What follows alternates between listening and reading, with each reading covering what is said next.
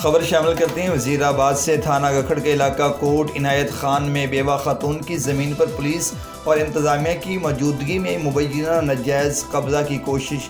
متاثرہ خاتون اور اس کی بوڑھی والدہ نے chief justice supreme court of Pakistan, chief justice high court Punjab Lahore اور دیگر حکام سے مدد کی اپیل کر دی۔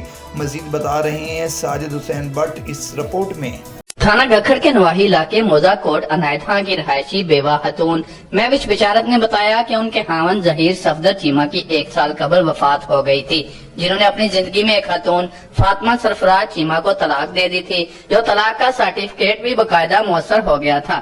سائلہ کے خاوند کی وفات کے بعد مبینہ طور پر متعلقہ خاتون فاطمہ سرفراز نے، جو پاکستان تحریک انصاف کے رہنما عمر سرفراز چیمہ کی بہن ہے، نے خود کو بیوہ ظاہر کرنا شروع کر دیا تاکہ جائیداد ہتھیائی جا سکے۔ اثر و رسوخ کا ناجائز استعمال کرتے ہوئے سائلہ کو حق مہر میں ملنے والی اراضی پر قبضہ کرنے کی کوششیں کی جا رہی ہیں۔ یہ سرٹیفکیٹ مؤثر ہو چکا ہوا ہے۔ یہ سابق گورنر پنجاب جو عمر سرفراز چیمہ ہے، ان کی بہن فاطمہ سرفراز چیمہ کا ہے، جو کہ 2013 میں ڈائیورس ہو چکی ہوئی تھی میرے ہسبینڈ سے۔ ان کو اب جیسے ہی میرے ہسبینڈ کی ڈیتھ ہوئی ہے، یہ دوبارہ سے ان کی بیوی بن کے آ گئی ہیں۔ بیوہ خاتون مہوش بشارت نے بتایا کہ باثر خاندان نے سائلہ کو پریشرائز کرنے کے لیے اپنے عزیز فروخ صادق کی مدعیت میں مقامی تھانے میں بے بنیاد الزامات پر مبنی FIR درج کروانے کے بعد مقامی پولیس کی باری نفری کی موجودگی میں سائلہ کی کاشتہ فصل منجی پر ہل چلوا کر لاکھوں روپے کا نقصان کروا دیا ہے۔